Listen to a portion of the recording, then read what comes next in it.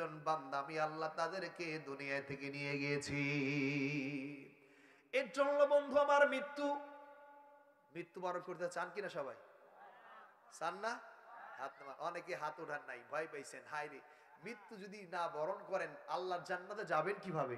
মুমিন তো চায় আল্লাহ আমার মৃত্যু কখন হবে। মুমিন কি চায়? মুমিন চায় যে আল্লাহ কখন আমার মৃত্যু হবে, মৃত্যু হলে আমি আল্লাহর জান্নাত যেতে পারবো। সুবহানাল্লাহ পড়েন। বন্ধুরা আমার, আমি আপনি ভয় পাই, ভয় পাওয়াটা স্বাভাবিক না? মৃত্যু এত সহজে মানুষ বরণ করতে চায়? জোরে বলেন। অনেকে বলে আল্লাহ আমার মৃত্যু দাও, আমি দুনিয়ায় থাকতে চাই না, আল্লাহ মারা যাই আমি। এরকম অনেকে বলে না? মনে থেকে বলে, মনে থেকে বলে। তাহলে ছোট্ট একটা গল্প মনে পড়ছে, বলবো আপনাদের? না ঘুমিয়ে গেছেন? এক বাড়িতে এই বিশাল একটা রাম ছাগল ছিল। কি ছাগল? রাম ছাগল ছিলেন আপনারা? বিশাল রাম ছাগল। এটা একটু দুষ্ট প্রকৃতির হয়। দেখবেন বাড়িতে কোনো গাছের ছাল থাকে না, কাঁঠাল গাছ, আম গাছ, সব গাছের ছাল একেবারে শীষ দিয়ে ফেলে, এমন অবস্থা।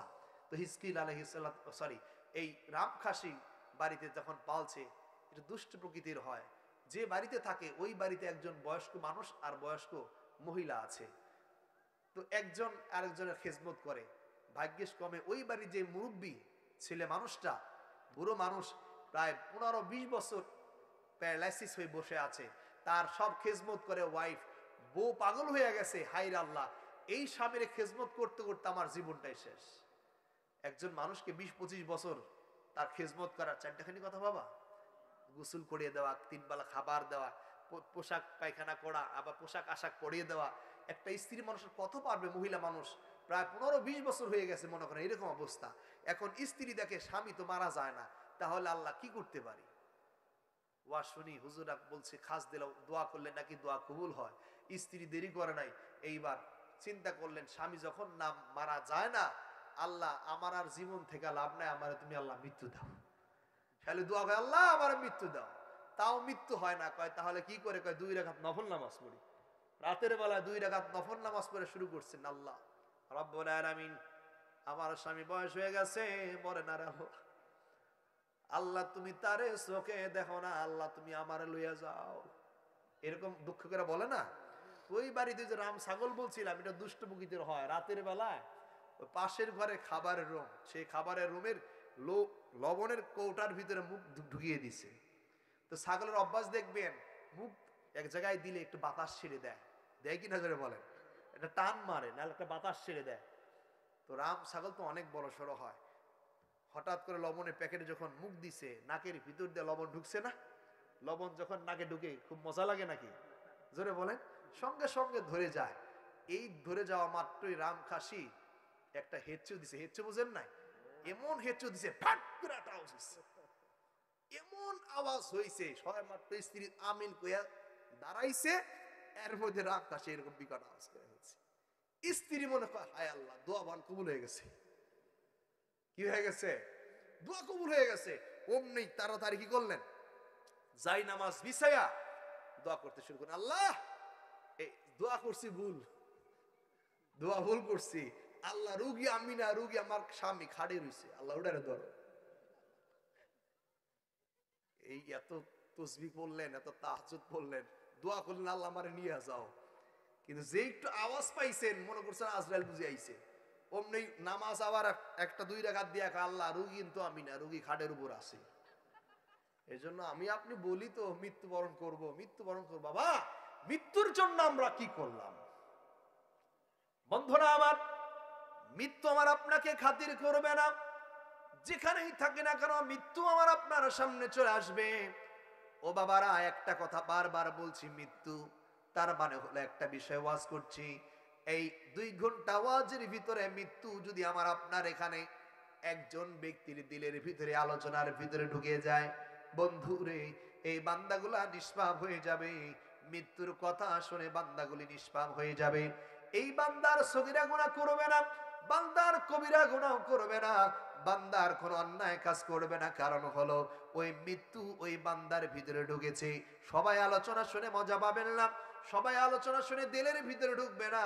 এই আলোচনার ভিতরে, এই বিশাল আয়োজনের ভিতরে একজন বান্দার যদি কলিজার ভিতরে আল্লাহর ভয় আর রাসূলের মহব্বত আর মৃত্যুর ভয় কলিজায় যদি ঢুকে যায়, এই মাহফিল কবুল হয়ে যাবে, এই মাহফিল সার্থক হয়ে যাবে কিয়ামতের ময়দানে। ওই একজনের উসিলা এই মাহফিলটাকে আল্লাহ রাব্বুল আলামিন কবুল আর মঞ্জুর করে নেবে।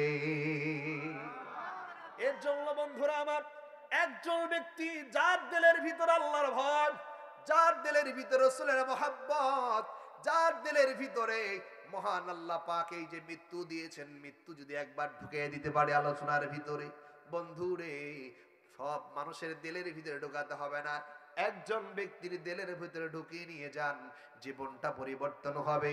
এই জন্ম যখন হয়েছে, মৃত্যু একদিন হবে, একদিন মাটির ভিতরে হবে ঘর। রে মন আমার কেন বাঁধো দালান ঘর, রে মন আমার কেন বাঁধো দালান ঘর। দেহ তোমার চর্মচন গলে পচে যাবে, শিরার উপর শিরা গুলো ছিন্ন ভিন্ন হবে, মন্ডু মেরু দণ্ড সবই হবে খণ্ড খণ্ড, মন্ডু মেরু দণ্ড সবই হবে খণ্ড খণ্ড, পরে রবে মাটির উপর। রে মন আমার কেন বাঁধো দালান ঘর, রে মন আমার কেন বাঁধো দালান ঘর। একদিন মাটির ভিতরে হবে ঘর, রে মন আমার কেন বাঁধো দালান ঘর, রে মন আমার কেন বাঁধো দালান ঘর। লা ইলাহা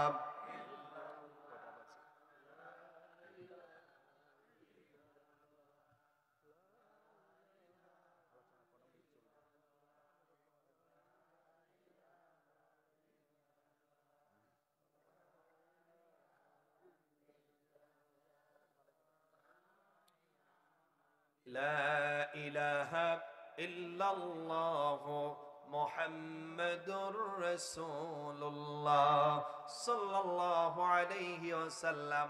যারা ঘুমিয়ে আছেন তারা বলেন মারহাবা। আপনারা ঘুমাইছেন?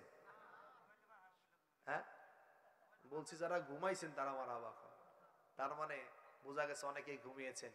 সবাই জবান খুলে বলেন আলহামদুলিল্লাহ। আমি কষ্ট দিচ্ছি? তাহলে তাড়াতাড়ি ছেড়ে দিব, বলে দিবেন, কারণ আমি এমন আলোচক না যে কষ্ট দিয়ে আলোচনা করব। আমরা কোরআন থেকে কথা বলছি, কোরআন থেকে আলোচনা করছি। ফজরের নামাজ আছে না বাবা? জোরে বলে আছে কি না? আমার তো আবার চলে যেতে হবে নাকি? আমাকে অনেক দূরে চলে যেতে হবে। প্রিয় সুধী আমার, আলহামদুলিল্লাহ পড়েন। মৃত্যু এমন একটা শব্দ, এই মৃত্যু আমার আপনার সামনে আসবে। এর জন্য বলছিলাম আল্লাহর পয়গম্বর হিজকিল ডেকে বলছেন রব্বুল আলামিন এই মানুষগুলাকে আল্লাহ তুমি মাফ করে দাও, কারণ এই মানুষগুলি তারা দুনিয়াতে ঠিক মতো কি করতে পারে নাই, বসবাস করতে পারে নাই, হায়াত পায় নাই। এই যে হায়াত যে পেল না, আল্লাহ তুমি কি তাদের প্রতি দয়াময় হবা না? আল্লাহর কাছে এমন ভাবে হিজকিল নবী চাইলেন, আল্লাহ খুশি হয়ে তাদেরকে আবার পুনরায় হায়াত দিলেন। আলহামদুলিল্লাহ বলেন। এর জন্য মৌত এমন একটা, আপনার মাঝে মাঝে শুনি একটা আলোচনা বলে ফেলি। আল্লাহর পয়গম্বর সুলাইমান ছিলেন। কে ছিলেন জোরে বলেন? সুলাইমান পয়গম্বর। সুলাইমান পয়গম্বরের পাশে একজন উজির ছিলেন। সেই উজির বসেছিলেন। ওই সময় আজরাইল আসলেন মানুষের সুরাত ধরে। তখন মানুষের সুরাত ধরে আজরাইল ঘুরতেন, পাশে এসে বসলেন। ডান পাশে সুলাইমান নবীর ডান পাশে আজরাইল, বাম পাশে উজির। তার সংসদের কাজ চলছে, দেশের সব তথ্য আলোচনা হচ্ছে। হঠাৎ করে এই মানুষটা ওই হিজকিলের আপনার ওই উজিরের দিকে বড় বড় চোখ করে তাকিয়ে আছে। এত বড় বড় চোখ করে তাকালে আপনি ভয় পাবেন না? যে মানুষটাকে আপনি দেখেন নাই, চেহারা যেমন অন্যরকম লাগছে। তো উজির বুঝতে পেরেছে এ বুঝে আজরাইল চলে আসছে। কি আসছে? আজরাইল চলে আসছে। দেরি করা নাই। হিজকিল এই উজির আজরাইল চলে যাওয়ার পরে ডেকে বললেন, আল্লাহর পয়গম্বর আপনার কাছে একটা আবদার, যদি অনুমতি দেন তাহলে বলবো। বলে হ্যাঁ তুমি বলো। জীবন অনেক খেজমত করেছি, কিছুই চাই না, এটা না করবেন না। কি? বলে যে আমাকে এখান থেকে 1000 কিলোমিটার পৃথিবীর শেষ প্রান্ত পাহাড়ের নিচে রেখে আসেন, আপনি বাতাসকে হুকুম করেন, আল্লাহর হুকুমে আল্লাহ আমাকে দিয়ে আসবে। সুলাইমান পয়গম্বর বলছেন যাও, আল্লাহ আমাকে ক্ষমতা দিয়েছেন যে বাতাসকে হুকুম করা মাত্রই, মেঘকে হুকুম করা মাত্রই মেঘের কথা শুনে, বাতাসের কথা শুনে আল্লাহ পাক সুলাইমান পয়গম্বরকে একটা আংটি দিয়েছিলেন। সুবহানাল্লাহ। এই আংটির ওজন ছিল, একটা পাওয়ার ছিল। আংটি যখন নাই, আবার তিনি আগের মতো আবার আংটি আসছেন ফিরে, আবার শক্তিশালী। আল্লাহর পয়গম্বর বললেন আল্লাহর কাছে দোয়া, আল্লাহ এই মানুষটাকে পৃথিবীর শেষ প্রান্তে পৌঁছিয়ে দাও। শেষ প্রান্তে পৌঁছে গেলেন, অমনি আজরাইল সামনে দাঁড়িয়ে গেল। আজরাইল অবাক হয়েছেন যে মানুষটা দেখলাম সুলাইমান পয়গম্বরের দরবারে, কয়েক সেকেন্ড এখান থেকে এখানে আসা সম্ভব কিভাবে? সুবহানাল্লাহ বলবেন না? এর জন্য বন্ধুরা আমার, সুলাইমান পয়গম্বর উজির চোখের পানি ছেড়ে রেখে বললেন আজরাইল আমি তোমাকে চিনতে পেরেছি। ওই বান্দা আজরাইলকে চিনতে পারে যে বান্দা মৃত্যুর সামনে চলে আসে, ওই বান্দাই শুধু আজরাইলকে দেখে, আর দুনিয়ার কেউ আমি আপনি দেখবো না। দেখবেন অনেক মানুষ যখন মারা যায়, ডানে তাকায় বায়ে তাকায় পিছনে তাকায়, এক পর্যায়ে শক্ত হয়ে মারা যায়। দেখবেন এইরকম অনেক আছে, ডানে তাকায় বামে তাকায়, ওই যে আসে ওই যে আসে এই যে আসে। স্ত্রী সন্তান সান্ত্বনা দেয়, বাবারে চিন্তা করো না, তোমার কিছু হবে না। সন্তানের দিকে তাকিয়ে থাকে, ঘরের দিকে তাকিয়ে থাকে, স্ত্রীর দিকে তাকিয়ে থাকে, হায় হায় মৃত্যু সামনে। আল্লাহর পয়গম্বরের উজির চোখের পানি ছেড়ে ডেকে বললেন আজরাইল আমি তোমাকে চিনে ফেলেছি, তুমি আমার মালাকুল মউত আজরাইল। অমনে আজরাইল জানটা কবজ করে নিয়ে যায় আল্লাহর দরবারে। জান কবজ করে কিছুক্ষণ পরে সুলাইমান পয়গম্বরের দরজায় হাজির। আল্লাহর পয়গম্বর সুলাইমান ডেকে বলছে আজরাইল তুমি কেন আমার উজিরের দিকে বড় বড় চোখ করে তাকিয়েছিলা? সুলাইমান পয়গম্বরের জবাবে আজরাইল বলছে আল্লাহর পয়গম্বর আমি অবাক হয়ে গেলাম, আপনার এই উজির এখানে দরবারে নাই, আমি এই লোকের দিকে তাকিয়ে আছি অবাক দৃষ্টিতে। কারণ হলো আমি দেখতে পেয়েছি এই লোকের মৃত্যু পৃথিবীর শেষ প্রান্তে পাহাড়ের নিচে, অথচ কয়েক সেকেন্ড আগে আপনার দরবারে এই মানুষটা কি করে? আমি অবাক দৃষ্টিতে তাকিয়ে রইলাম, এই মানুষ ওখানে যাবে কিভাবে, আর মৃত্যু হবে কিভাবে? অথচ মৃত্যুর টিকিট তো আমার হাতে, কয়েক সেকেন্ড পর তার মৃত্যু হয়ে যাবে। অথচ এই বান্দা আপনার কাছে। আল্লাহর পয়গম্বর সুলাইমান বলছে তাহলে কি হয়েছে? আল্লাহর পয়গম্বর আপনার উজিরের মৃত্যু হয়ে গেছে। আমি তার দিকে অবাক দৃষ্টি তাকিয়েছিলাম একমাত্র কারণ হলো এই মানুষটা এত যেতে চাইলো, আমি আল্লাহ তোমাকে ওই জায়গায় নিয়ে যাব। ওই জায়গায় গিয়ে তোমার কি হবে? মৃত্যু হবে, যে জায়গাকে আমি আল্লাহ পাক নির্ধারণ করে রেখেছি। সুবহানাল্লাহ পড়ে।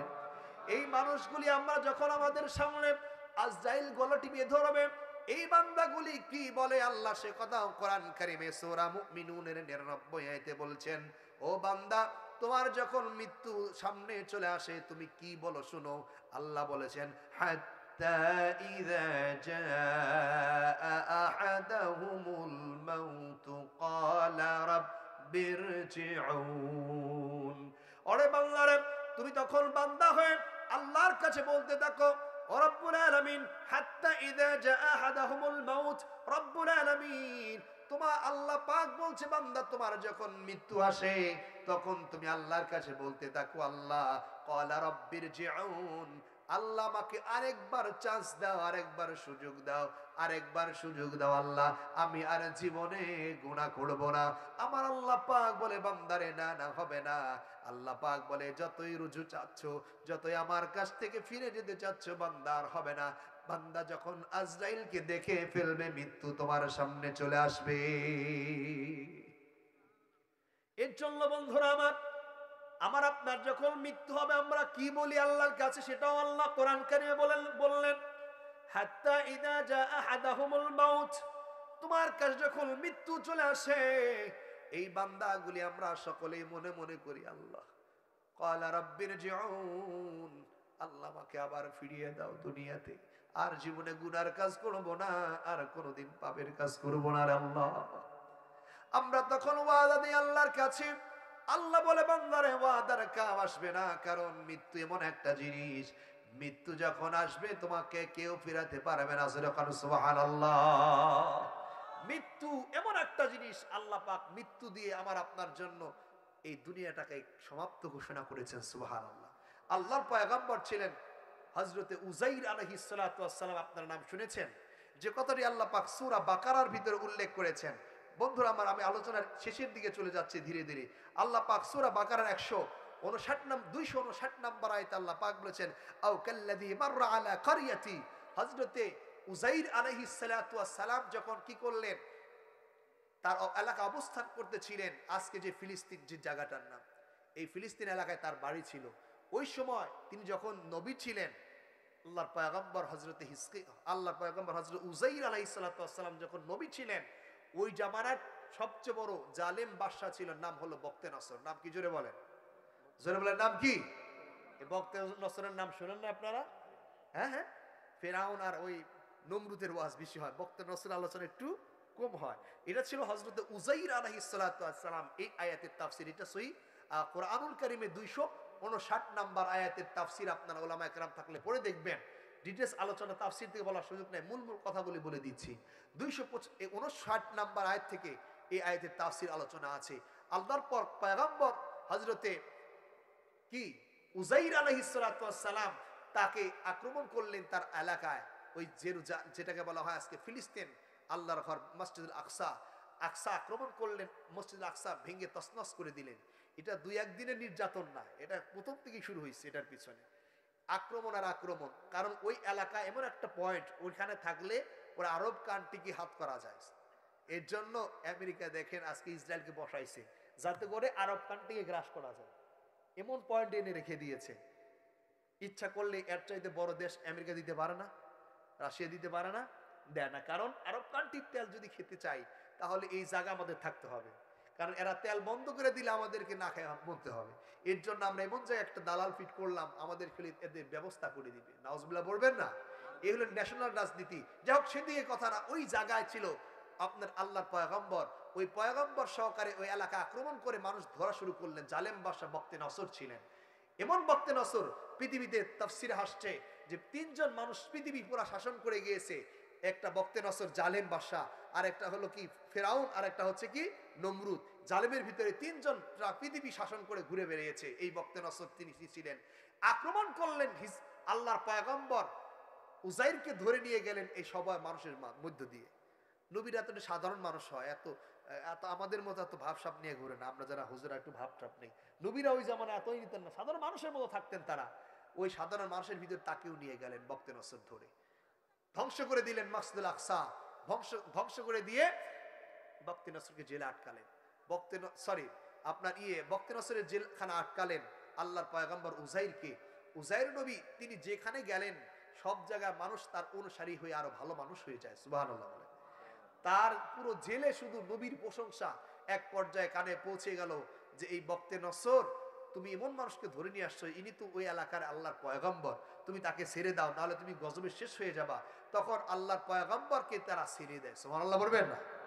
আর ওই জামানা একটা রীতি ছিল, বক্তে নসর যে মানুষকারের একবার ধরছে, ওই মানুষটা এমন আয়না ঘরে গেছে যে আয়না ঘর থেকে বেরোর সুযোগ নাই। এমন একটা অবস্থা, মানে বক্তে নসর যারে ধরবে উনি আর জীবনে ফিরে আসতে পারবে না, এমন একটা অবস্থা। সৌদি আরবে যারা সরকার যদি একটা কারো ধরে, ওটার কোনোদিন পাওয়া যায়? সৌদি আরবের সরকার যদি কারো ধরে, ওটার আর পাওয়া যায়? এর আগে একটা ইমাম সাহেব ছিলেন, ইমাম সাহেব শুধু বলছে যারা অশ্লীলতা, গান বাদ্য বাজনা অশ্লীলতা আছে তাদেরকে বয়কট করুন। এই কথার অপরাধে কাবা ঘরের ইমাম সাহেবের দুই এমন জায়গায় রাখছে দুনিয়ার কেউ জানে না। কাবা ঘরের ইমাম নিরাপদ না, আমি এই মঞ্চ থেকে নিরাপদ কেমনে? জোরে বলেন। যিনি কাবা ঘরের ইমাম উনি নিরাপদ না। শুধু এ কথা ডিটেলস বলে নাই যে নাচ গান, শুধু বলছে যারা অশ্লীলতা করছেন তাদের থেকে আপনারা বিরত থাকবেন। এইটুকু বাক্য চয়ন করার কারণে এই লোকটারে ইমাম, একজন কাবা ঘরের একজন সম্মানী ইমাম, আল্লাহর ঘর যেখানে আল্লাহ পাক সবসময় 1 রাকাত নামাজ পড়লে 1 লক্ষ রাকাতের সওয়াব পাওয়া যায়। সুবহানাল্লাহ। এমন জায়গার ইমামকে ধরে নিয়ে গেছে সৌদি আরব সরকার, আর খুঁজে পাওয়া যায় না। তারা নিচে তো নিচে। আমার গীবত করার উদ্দেশ্য না, উদাহরণ দেওয়ার জন্য বক্তে নসরের ওই জায়গায় যারা ঢুকে একবার তারা কোনোদিন আর ফিরে আসে না। সুবহানাল্লাহ বলবেন না? উজাইর পয়গম্বর জেলখানা থেকে বের হলেন। বক্তে নসর মসজিদুল আকসা থেকে শুরু করে এমন ভাবে মসজিদ গুলা ভেঙে দিয়েছে, বাড়িঘর ভেঙে দিয়েছে, ভাঙার কারণে একেবারে বাড়ি ঘরগুলি ভেঙে, দেওয়ালগুলি, ছাদগুলি ভেঙে নিচে পড়ে গেছে। আল্লাহর পয়গম্বর উজাইর অবাক হয়ে গেলেন, হায় হায়, এই শহর অঞ্চল বক্তে নসর কি শেষ করে দিয়েছে। এই অঞ্চল থেকে কিভাবে আর জীবনের শহর হবে, এই অঞ্চলকে শহর বানাবে, এই অঞ্চল কিভাবে এত সুন্দর হবে। আল্লাহ পাক ডেকে বললেন, উজাইর, এই এলাকা আমি আল্লাহ শহর বানিয়ে রাখবো। আজকে ইসরায়েল কত আক্রমণ করছে, ভেঙে তছনছ করে দিচ্ছে, আবার দেখবেন আল্লাহ আবার এই এলাকা আবার জিন্দা করবেন। সুবহানাল্লাহ বলেন। এখন বক্তে নসরের মতো জালেম তারা এত বড় হইতে পারে নাই। বক্তে নসর এমন ভেঙেছিল যে একটা ঘর ছিল না, একেবারে মাটির সঙ্গে মিশে গেছে। উজাইরটাকে বলে, আল্লাহ কিভাবে সম্ভব এই এলাকায় এত শহর হবে, বাড়িঘর হবে। আল্লাহ কয়, রাখ, তোর ধরতেছি। আজরাইল, উজাইর জান কবজ করো। সুবহানাল্লাহ বলবেন না? উজাইরের জান কবজ হয়ে গেল। উজাইরের সঙ্গে ছিল কিছু খেজুর আর পানি, আর একটা গাধা ছিল। গাধায় বহন করে তিনি বাদশা বক্তে নসর থেকে তার গ্রামে যাচ্ছিল। এই পরিবেশ দেখে তিনি অবাক হয়ে গেলেন, এটা কিভাবে সম্ভব, যে কথা আল্লাহ সূরা বাকারার 259 নাম্বার আয়াতে বলেছেন, আও কাল্লাযী মাররা আলা ক্বরিয়াতিন। এই গ্রাম করিয়া, এই গ্রাম, এই অঞ্চল, এই শহর কিভাবে উন্নত হবে, কিভাবে আল্লাহ পাক আবার মানুষ জিন্দা করবে, শহর বানাবে, আধুনিক হবে। কেমন যেন বিশ্বাসী আসছিল না, উজাইরের এত পরিবর্তন কেমনে করে হবে। অমনি মহান আল্লাহ পাক বলে, আজরাইল, উজাইরকে ধরে ফেলো। উজাইর নবীর জান কবজ হয়ে যাবে। গাছের নিকট বসলেন, গাছের ভিতরে কয়েকটি খেজুর আর পানি রাখলেন, একটু রেস্ট করছে। অমনি আল্লাহর পয়গম্বরের জান কবজ হয়ে গেল। অমনি পড়ে রইলেন। আল্লাহ পাক এই উজাইর নবীকে এই জায়গায় 1 বছর নয়, 2 বছর নয়, 100 বছর আল্লাহ এখানে রেখে দিলেন। সুবহানাল্লাহ। এমন ঘুম ঘুমালেন, 100 বছর পর আল্লাহ পাক বলেন, উজাইর দাঁড়িয়ে যাও। সুবহানাল্লাহ বলেন। উজাইর 100 বছর পর আবার দাঁড়িয়ে গেলেন, জীবিত হয়ে গেল। উজাইর পয়গম্বর বলে, হায় আল্লাহ, এত বড় ঘুম দিছিলাম। আল্লাহ পাক বলে, উজাইর রে, কয়দিন ঘুমিয়েছো বলো। উজাইর ডেকে বললেন, আল্লাহ, একদিন মাত্র ঘুমাইছি। সুবহানাল্লাহ বলবেন। কয়দিন ঘুমাইছে? একদিন। সুবহানাল্লাহ। সূরা কাহাফের তাফসীর আপনারা শুনেছেন? সূরা কাহাফের তাফসীর, তারা ঘুমিয়েছিল শত শত বছর। 300 কয় বছর? 9 বছর ঘুমিয়েছে, যেটা কোরআনের আয়াতে প্রমাণিত। এক ঘুম দিছিল 7 জন যুবক কুকুর সহকারে। এক ঘুমে কত? 309 বছর ঘুমিয়েছিল। সুবহানাল্লাহ বলবেন। শুধু আমার, তারা এক ঘুমে 100 বছর ঘুম পাড়ালেন। আল্লাহ পাক বলেন, উসাইর, তুমি একদিন ঘুমাও নাই, 100 বছর তুমি ঘুমিয়েছো, এখানে পড়েছিলা, আমি আল্লাহ তোমাকে জান নিয়ে ফেলেছিলাম, আবার তোমার জান দিয়ে দিয়েছি। সুবহানাল্লাহ। আল্লাহ পাক এই কথা বলা মাত্র উজাইর চিন্তায় পড়ে গেলেন। আল্লাহ পাক বললেন, উজাইর, এই এলাকা আমি আল্লাহ শহর বানাবো, মানুষ দিয়ে ভরপুর করে দিব, মানুষ থাকবে এখানে। এটা আমি বিশ্বাস করেছিলাম না, ঘুমিয়ে পড়লাম, মৃত্যু আমার হয়ে গেল, আমার নাকি 100 বছর হয়ে গেছে। আল্লাহ পাক বলে, উজাইর, তোমার ডান পাশে এসে গাদার দিকে তাকিয়ে দেখো। ডান পাশে যখন গাদার দিকে তাকিয়ে আছে, দেখে ওই গাধা মরে শুধুমাত্র চাকনির হাড্ডি, কয়টা হাড্ডি গুড্ডি পড়ে আছে। উজাইর অবাক হয়ে গেল, আল্লাহ, এটা কিভাবে সম্ভব? আল্লাহ বলে, উজাইর, গাছের দিকে তাকাও। গাছের দিকে তাকিয়ে দেখে গাছের ভিতরে যে পানি আর খেজুর রেখেছিল, সেই পানি আর খেজুর 100 বছর আগের মতোই ভালো আছে। উজাইরের বুঝার কষ্ট বাকি রইল না। উজাইর বুঝার কোন বাকি রইল না, বুঝতে পারলেন, হ্যাঁ, আল্লাহ পাক এখানে আমাকে দেখালেন একেবারে শেষ করে দিয়েছেন, শুধু সাকনের হাড্ডি কয়টা রয়েছে। আবার আল্লাহ এখানে প্রমাণ করলেন পানি আর খেজুর আছে। অতএব আল্লাহ পাক ঘটাচ্ছে, আল্লাহ পাক বলে আরে উজাইর, আমি আল্লাহ হুকুম করে দিলাম এবার ডানে বামে তাকাও।